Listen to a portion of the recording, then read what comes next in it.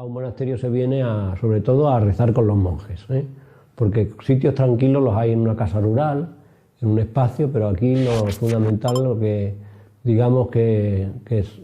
aprovecha la persona es el estar con los monjes y hacer la oración litúrgica de la iglesia, acompañarnos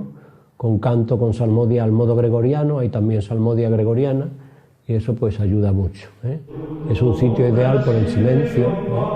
para reflexionar, para rezar, para pensar.